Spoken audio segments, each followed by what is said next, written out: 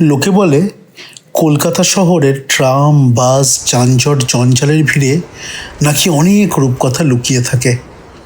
ধরুন এই ভদ্রলোক, সকালে ট্রামে অফিস, 9টা 5টার চাকরি, বসের মেজাজ, মাঝে মধ্যে একটু কফি হাউসের আড্ডা, এইসব নিয়ে তার জীবন দিব্যি কাটছিল, যেমন আর 5টা মধ্যবিত্ত সাধারণ মানুষের কাটে আর কি।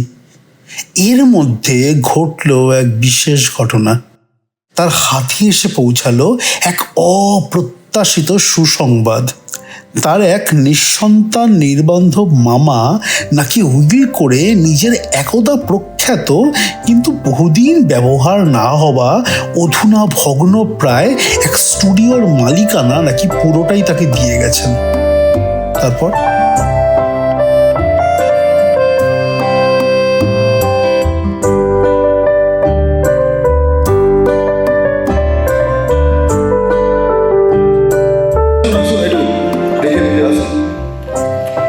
পুরোনো ভাঙা বাড়ি, ওই সাপোর্ট থাকতে পারে কিন্তু কাদের নিয়ে পড়েছি না পাল্লায়, এত চাপ নেওয়ার কি আছে? হ্যাঁ, এই সোজা ওস্তাদের পদাঙ্ক অনুসরণ করে চলুন না। এই আমাকে দেখুন, এই ছোট্টবেলা থেকে না ওস্তাদ যেখানে যেখানে, আমিও ওস্তাদের পদাঙ্ক অনুসরণ করে সেখানে সেখানে। আসলে সেই সকালবেলায় বেরিয়েছি তো, আস্তে আস্তে অনেক রাত হয়ে গেল, বৃষ্টি পড়বে পড়বে করছে। ফেরার সময় কি কিছু পাওয়া যাবে ভাই? দাদা বলছি, ফেরার সময় কিছু পাওয়া যাবে? বাবলু, কি বলছো না?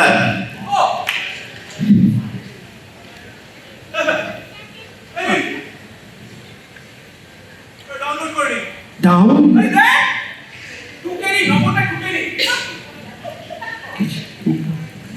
আপনার তো ভাগ্য বলতে গেল এই দিন রাত কি আমার সঙ্গে ফোন করে ওস্তাদের নাম্বার দিয়ে কত লোকে চিল্লা মিটি চেঁচামেচি, আপনি তো মাথায় পেয়ে গেলেন মানটা। এই অসুবিধা হলে ফোন টোন করে নেবেন, টেনশন নেই। আপনাদের ভালোবাসা আশীর্বাদে বাবলু ওস্তাদ বলে সমস্যার সমাধান নাই, আমাগুলি দিয়ে আপনার পায়টা চলে যাচ্ছে। তো এটা কি রাজু?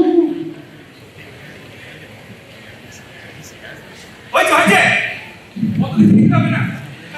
ওস্তাদের গুণগান করলে না রাত খাবার হয়ে যাবে, রাত খাবার। আপনারা গায়ে করুন, লিখে নিন, রাজু রাজু গায়ে, মনে রাখবো।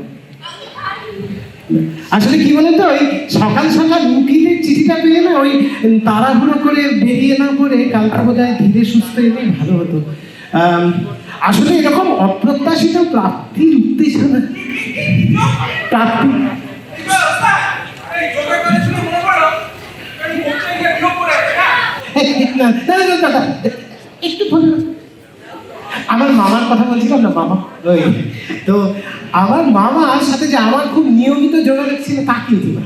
হ্যাঁ, কিন্তু ওই কি বলে, ওই যে শুভ বিজয়ার ওই প্রণাম আর ওই আরেকটা কি হয়েছে তো, ওই শুভ নববর্ষের শুভেচ্ছা ওই সব ওই হোয়াটসঅ্যাপে পাঠাতাম। সেই মামা মৃত্যুর পর আমার নামে সব সম্পত্তি রেখে দিয়ে, হ্যাঁ, এটা আশ্চর্যের বিষয়। কি বলেন বুলডোজার বাবু? আমার আবার কি মনে হবে? আন্তরিক শুভেচ্ছা যাচ্ছি আবার কি। এরপরে অনেক অনুষ্ঠান হয়, বুঝলেন, সাংস্কৃতিক অনুষ্ঠান, সামাজিক অনুষ্ঠান, তা আপনি একটু সাহায্য করে দেবেন, বাকিটা আমি বুঝে নেবো। চলে চলে এখান থেকে সার্চিং করে নি। এই সমস্ত জায়গায় না থাকা খুব একটা ভালো না। আমাদের সাথে আমার মামা বাগনির সম্পর্ক না ঠিক চল। না না, আপনি একটু থাকুন না, মানে ওই কি হবে না, বলেছিলাম ছোটবেলা থেকে ওস্তাদ যেখানে আমি ওস্তাদের না না, একটু আপনার চলে গেলেন এই অন্ধকার জায়গায় ফেলে দিয়ে আমাকে। আসলে না, ওই এই ভাঙাচোরা জায়গাটা শুনেছি একসময় খুব নাম করা স্টুডিও ছিল। এমন নয় যে আমার খুব একটা গান বাজনা নিয়ে উৎসাহ বা জ্ঞান ভক্তি কোনোটাই কিছু আছে, কিন্তু তাও কলকাতার আশেপাশে এত বড় একটা ফাঁকা জমি যদি একটা নিজের পক্ষে হাউসিং এস্টেট বা একটা শপিং মল করাই তো। শপিং কি বলেন? কি বললেন কি বললেন? কি কি এই না না, কথাটা কি বললেন? বলছিলাম যে এই ভাঙাচোরা বাড়িটা একসময় স্টুডিও ছিল। আরে আরে ধ্যান, ওইটা না, ওটার আগে আগে কি বললেন? ও, আমার গান বাজনা নিয়ে খুব আচ্ছা তারপর রে বাবা, তারপর ও হাউজিং এস্টেট বা শপিং মল। হ্যাঁ ওস্তাদ, ওস্তাদ এই কথাটা আগে বলবেন না। আরে শুনুন, বলে দে বাবলু। এই বৃষ্টি বাদলা দিনে মনে রাখবেন, এই ওস্তাদ আর এই বাবলু বদমাশি কিন্তু আপনাকে এই জায়গাটা দেখাতে এনেছে। হ্যাঁ, ডাউনলোড ফোনলোড করতে হবে না, পকেট কই? আচ্ছা, নো প্রবলেম, এটা রেখে দিন, এটা আপনার কাছে রেখে দিন। শুনুন, এই বাবলু বদমাশ যতদিন আছে না, কিছু ভাঙতে হলে, গড়তে হলে, গড়ে ভাঙতে হলে, ভেঙে গড়তে হলে যা যা লাগবে সব সমস্যার সমাধান ওস্তাদ আর বাবলু বদমাশ, বুঝলেন? কোনো টেনশন নেই, শুধু পাশে রাখবেন। তো বলছি, আজকের দিনে যদি একটু পাশে থাকতেন, মানে প্রচুর অন্ধকার, বৃষ্টি আসছে, একটু ভয় ভয় করছে। বাবলু ভয় পাচ্ছে রে। আমার তো সেই এক কথা, এই হয়েছে না বাঙালির প্রবলেম। ভয় কি আছে? হ্যাঁ, যতদিন ওস্তাদ আছে আর বাবলু বদমাশ আছে, ততদিন সাপ, ব্যাং, টিকটিকি, আরশোলা, মাকড়সা, ভূত, পেট, দৈত্যি, দানব, পাশের পাড়ার পাপলুর পেটো, এই সবই না বাবলু ওস্তাদ এই এক হাতে সব সমস্যার সমাধান করে দেবে। ভয় কি আছে? হ্যাঁ, কোনো ভয় নেই, ভয় একদম পাবেন না। ভয় ভয় ভয় পাওয়ার কোনো ব্যাপার নেই। ভয় পেয়ে আপনি কি ভাবছেন? এখানে ভয়ের মতন কেউ এসে আপনার সাথে আলাপ কি বলে? ভয়, ভয় কি আছে? ভয় ভয় কোনো ব্যাপার নেই, কিন্তু একদম ভয় পাবেন না, ভয় একদম নয়। ওস্তাদ, ওস্তাদ, এই হ্যাঁ মশাই, ছোটবেলা থেকে ওস্তাদ থেকে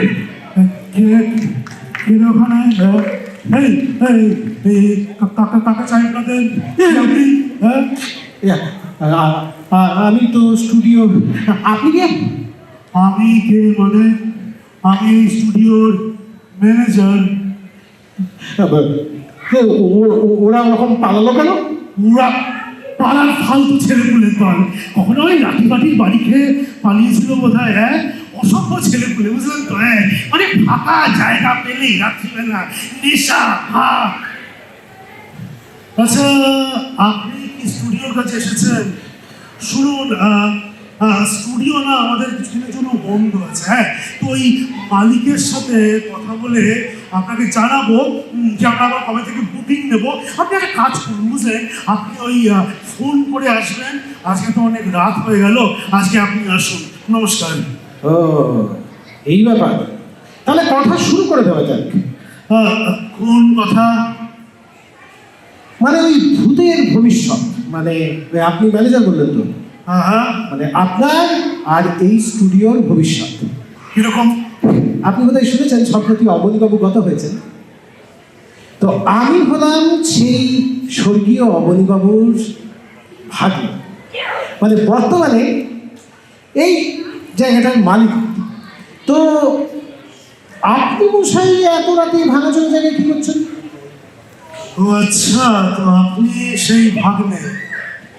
কিন্তু একটা সমস্যা হয়ে গেল। যে কি সমস্যা? এই যে আপনি বললেন না আপনার কাছে যেটা ভাঙা চোরা বাড়ি, আমার কাছে সেটাই হলো আমার বাঁচার একমাত্র অবলম্বন। জীবনের বেশিরভাগটা তো এইখানেই কাটলো আমার। এখন তো জীবনের সকাল নেই, দুপুর নেই, সন্ধ্যেও ফুরিয়েছে, শুধু ওই মাঝরাত্রির প্যাক আপের অপেক্ষায়। চা খাবে? অনেক রাত হয়ে গেছে। আসলে স্টুডিওটা দেখতে এসেছিলাম, কিন্তু সময়টা ভুলে গেছে। তো কি করা যাবে? অনেকবার আসবো। আচ্ছা, বাইরে আমার কিন্তু বাইরে একটি গাড়ি দাঁড়িয়ে আছে, আপনাকে বাড়ি ছেড়ে দিই? বাড়ি? বাড়ি যে কোথায়, বাড়ি যে কেন, বাড়ি যে কি, তাও কি আর ভালো করে বুঝতে পারলাম। আসলে কি জানেন তো, আমি না এই স্টুডিওর বাইরে ভীষণ একা।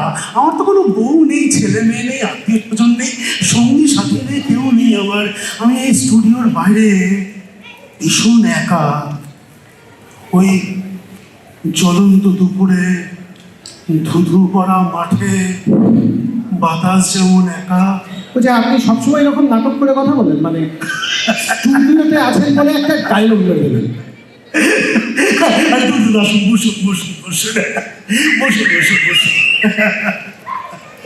আসলে আমাদের স্টুডিওটা এমনি নিঝুম, মাঝে মাঝে বাচ্চারা রাত্রিবেলা ভীষণ অসভ্যতা করে, জানি না কেন। যদি কিছু মাঝে মাঝে করা যায়, অনেক বলেছি, পাড়ার লোকজনকেও বলেছি, তারা শোনে না। তারা সব সময়, আর এই পাড়ার লোকগুলোকে তো কম করে বলিনি। হ্যাঁ, আপনি এত কি করেন, সাংস্কৃতিক অনুষ্ঠান করেন, অথচ চারটে বাচ্চা সামলাতে পারেন না, পারেন না, ঘেন্না করে গেছে বসে। কোন কথায় আসছিলাম যেন, ও আচ্ছা, সংলাপ না, মানে বলবেন না কি বলুন তো। হ্যাঁ, এরকম সংলাপ, বুঝলেন, এরকম কত যে সংলাপ তৈরি হতে দেখেছি, কত গানের জন্ম দেখেছি, কত চরিত্রের ভাঙা করা। এই স্টুডিও, বুঝলেন, এরকম ছিল না, বুঝলেন। এক সময় কিন্তু এর খুব রমরমা ছিল, ওই যাকে আপনারা বলেন বাংলা গানের, বাংলা ছবির ওই স্বর্ণযুগ। হ্যাঁ হ্যাঁ, সেই সময়কার কথা, বুঝলেন। কত গুণী মানুষের সান্নিধ্য বেঁচে বসাই। এমন কে আছেন বলুন তো, যার এই স্টুডিওতে পা পড়েনি? আপনার এই স্বর্ণ যুগে আমার কোনো আগ্রহ বা উৎসাহ কিছু নেই। আসলে আমার কাছে ব্যাপারটা কি বলুন তো, ব্যাপারটা হচ্ছে কলকাতায় এত কাছে, এত বড় একটা জমি, মামার বেঁচে নেই, কোনো কাজে আসছে না, কোনো ব্যবহার নেই। আর ঐতিহ্য আর স্মৃতির ব্যাপারটা, বাংলা গানের ঐতিহ্য, মানে ওই চারতারা, ফুল পাখি, তুমি যে আমার, আমি যে তোমার, এই সমস্ত নিয়ে মাতামাতি করার কি কোনো কারণ আছে? আপনি সত্যি বলুন না, এইগুলোর কি কোনো প্রাসঙ্গিকতা আছে? প্রাসঙ্গিকতা নেই বলছেন? তাই আপনাকে বলি, দেখুন, এই মহান মামারই কিন্তু আমি ভাবি, যে সময়টাতে আপনি স্বর্ণযুগের কথা বলছেন, ওই সময় আমি এলভিস শুনছি, এলভিস প্রেসলি। হ্যাঁ, তো এখন এত রাতে যখন আলোচনা করছেন, যদি একটু এলভিস, চাকরি, রক এন্ড রোল এসব নিয়ে একটু কথা বলতেন, একটু আলোচনা করা যেত। বেশ, সে কথাই হোক তাহলে। আপনি কি জানেন, যখন আপনার ওই এলভিস ওই আমেরিকা মাতাচ্ছে, প্রায় একই সময় কলকাতা শহর ছাড়ুন, এই স্টুডিওতে একটা বিশুদ্ধ, একটি নতুন রক অ্যান্ড রোলের গান তৈরি হয়েছিল। আর ভালো করে শুনে দেখুন, সেই গান কিন্তু তৈরি হয়েছিল কিছু ওই ধুতি পাঞ্জাবি পরিহিত বাঙালি ভদ্রলোকের হাত ধরে। যদিও সেই রেকর্ডিং প্রায় ভেস্তেই যাচ্ছিল। কিরকম শুনবেন, 50 দশকের শেষ, বুঝলেন। হ্যাঁ, তখন আমাদের রেকর্ড স্টুডিও ভাড়া হয়েছে সপ্তপদী ছবির গানের রেকর্ডিং এ। এই তো চোখের সামনে দেখতে পাচ্ছি, ভালো করে দেখুন। ছবির পরিচালক অজয় কর, দেখতে পাচ্ছেন না? একটু পরেই দেখতে পাবেন। ছবির পরিচালক অজয় কর, ছবির সঙ্গীত পরিচালক হেমন্ত মুখোপাধ্যায় এবং গীতিকার গৌরী প্রসন্ন মজুমদার বসে আছেন। তারা সকাল থেকেই বসে আছেন একটি গানের রেকর্ডিং এর প্রতীক্ষায়। কোন গানটা আপনার তো দ্বারা হবে, জানি দাঁড়ান, শোনাই। এই গানে এভাবেই দিন কাটে। হারানো সুর, সপ্তপদী সপ্ত,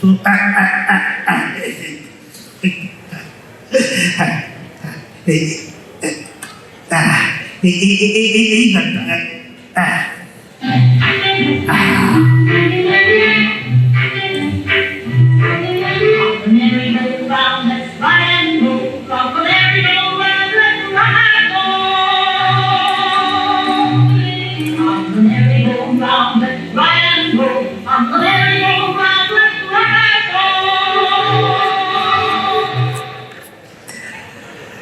হেমন্তদা, গৌরীবাবু, গল্পটা কেমন লাগলো সে কথাটা তো বললেন না। তারা শঙ্কর বাবুর গল্প তো অসাধারণ। এই বছর তিনেক আগে ওই শারদীয়াতে যখন প্রকাশিত হয়, পুরো মুগ্ধ হয়ে গেছিলাম। আচ্ছা, গল্পের শেষ দিকটা তো বিয়োগান্ত, তা তা পাবলিক নেবে? এই কথাটা একদম মুখ্য কথা বলেছেন মশাই। মানে আমিও যখন বিভূতিবাবুর সঙ্গে কথা বলছিলাম তখন বিভূতিভূষণ, আরে না না না না না, বিভূতিভূষণ কেন বলতে যাবেন, মণিশঙ্কর, না না মণিশঙ্কর না, তারাশঙ্কর, এই জানেনই তো আমার এই ঠিক সময় আমি নামগুলো ঠিকঠাক মনে রাখতে পারি না। তো যাই হোক, উমাশঙ্কর বাবুর কথা হচ্ছিল। তা ওনাকে যখন বললাম যে দেখুন মশাই, আপনার গল্পে নায়ক ভালোবাসার জন্য ধর্ম পরিত্যাগ করছে, পরিবার পরিত্যাগ করছে, তারপরে সেই ছবিতে যদি আপনি দেখান যে তার শেষটা বিয়োগান্ত, তাহলে মানুষের কাছে তো ভুল মেসেজ যাবে। সবাই ভাববে যে ভালোবাসাটা অন্যায়, অপরাধ। এই যুক্তি দেখানোর পর তারপরে উনি রাজি হলেন শেষটা বদল করতে। না মানে আপনি যেভাবে, মানে আমার যেটা মনে হয় আপনি যেভাবে ছবির শেষ দৃশ্যে নায়ক নায়িকার মধ্যে ঈশ্বরের বিশ্বাস ফিরিয়ে এনেছেন, আর হ্যাঁ ওই গির্জার ঘণ্টা ধ্বনির দিকে যাওয়ার পথে যেভাবে ছবিটা শেষ করার কথা ভেবেছেন, অতীব সুন্দর ভাবনা। এই ছবিটা নিয়ে অনেক কিছু স্বপ্ন আছে জানেন, অনেক স্বপ্ন আছে। ওই যে মোটর বাইকের দৃশ্যটা, ফ্রন্ট প্রজেকশনটা ঠিকঠাক ভাবে যদি দেখানো যায়, ওই ছবির দৃশ্য বাঙালি দর্শকের হৃদয়ে চিরদিনের জন্য স্বর্ণাক্ষরে লেখা থাকবে। আর গানখানা কি সুন্দর বেঁধেছেন হেমন্তদা, হবে নাকি? হয়ে যাক হেমন্ত বাবু। বলছো? দেখি। অন্তরাটা ধরুন। হ্যাঁ, অন্তরা দেখতে হবে।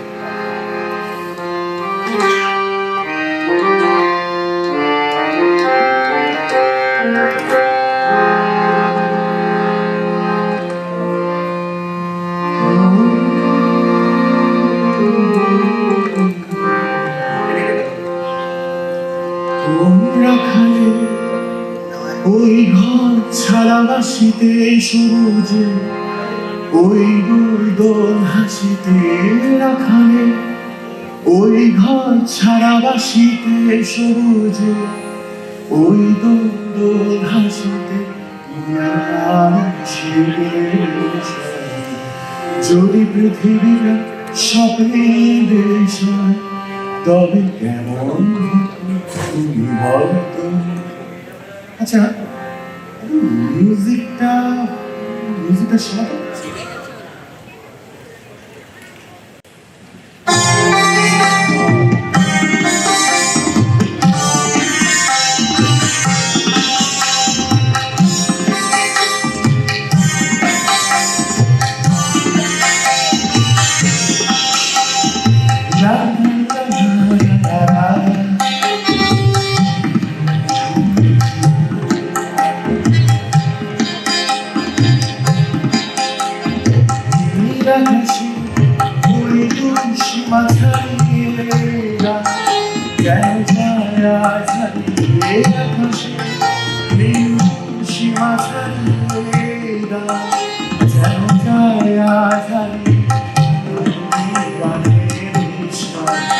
যদি পৃথিবীটা স্বপ্নে তবে এই পথ যদি না শেষ হয়, তবে যদি পৃথিবীটা স্বপ্নে দেশ তবে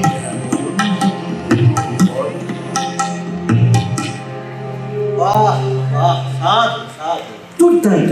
কিন্তু এই যে শেষ হচ্ছে যেখানটায়, এই জায়গাটাকে একটু সংলাপ ধর্মী করলে কেমন হয়? মানে এই জিনিসটাও কিন্তু বাংলা ছবিতে আগে কখনো হয়নি। মানে সংলাপ ধর্মী বলতে আমি যেটা বলতে চাইছি, ওই যে ছেলেটি কি নাম, কৃষ্ণেন্দু একবার বললো তুমি বলো, তারপর মেয়েটি জানানি হোক, মানে মেয়েটি আবার তখন বলছে তুমি বলো। তো এইরকম তুমি বলো এটাকে এইরকম ভাবে করতে পারবেন হরগরি রকম? হ্যাঁ,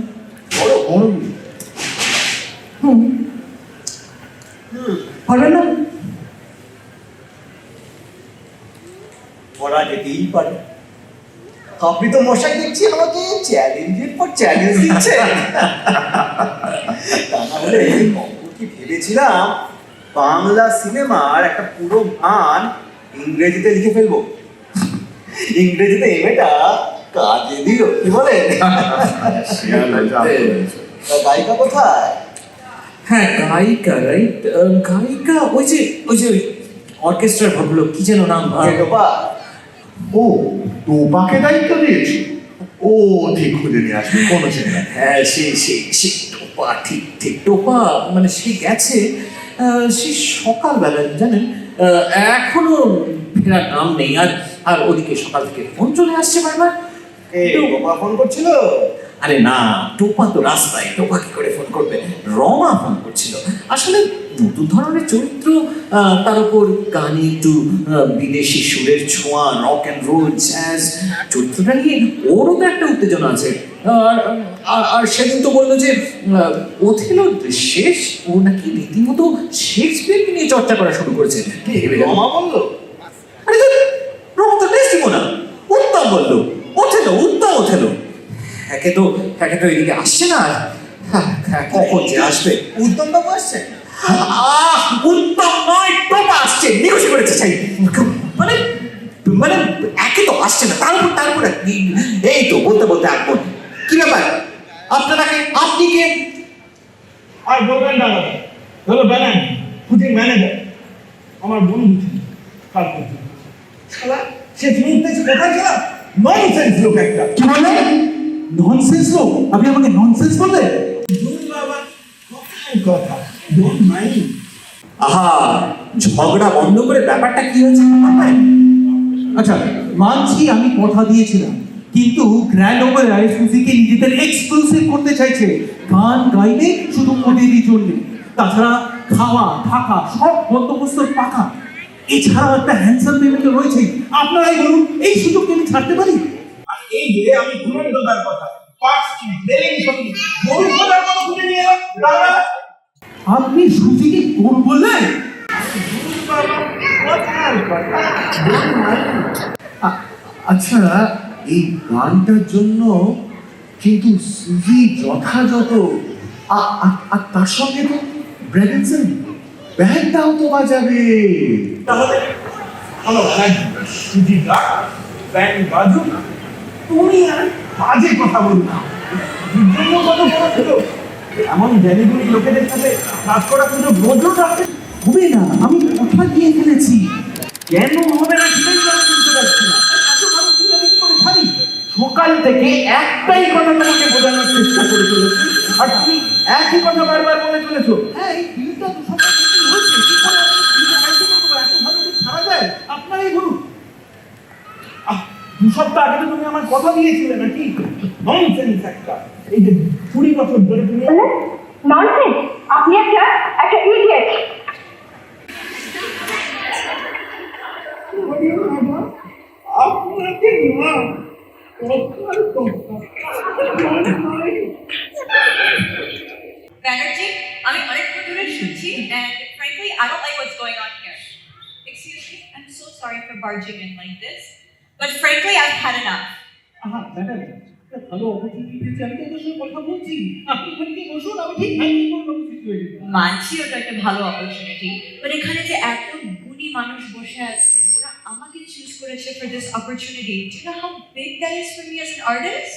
আমি জানি এরা খুব গরিব মানুষ, এরা আপনাকে চুজ করেছে, কিন্তু গ্র্যান্ড ওপেরাই তো আপনাকে চুজ করেছে। ওই দিনটা হাতছাড়া হয়ে গেলে আর ফেরত পাবো না। But you're my manager, and we're supposed to be moving forward together, and if you can't see that, then maybe we shouldn't be working together. একদম ঠিক বলেছেন ম্যাডাম। এই হেমন্তদা, অজয়দা, শুরু করি। এই আপনার তোমরা বাইরে দাঁড়িয়ে আছো কেন? ভেতরে এসো, ব্রিগেনদা, তোমার টিমকে নিয়ে এসো। এই ওইখানে বসাও, তোমার ড্রামটা এইখানে বসবে। এইখানে তোমার ড্রাম, আর এইখানে দুটো নিয়ে এসো। ও থ্যাংক ইউ এনাফ। এইখানে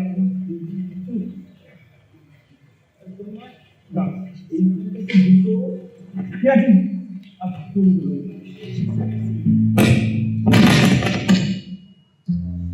এগুলো নিয়ে যাচ্ছে, এগুলো নিয়ে নেবে না, এগুলো নিয়ে দাও। এই শুরু করো, এটা এখানে যাবে, এটা এখানে রাখো, এটা এখানে রাখো।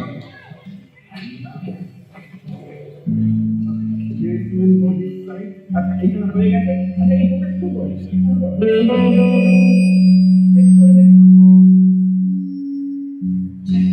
টেস্ট করো, তুমি টেস্ট করে নাও। ঠিক আছে, তোমার টেস্ট ঠিক আছে, তোমার টেস্ট ঠিক আছে, তোমাদের ঠিক আছে, ঠিক আছে, তাহলে ঠিক আছে, 1 2 3 স্টার্ট।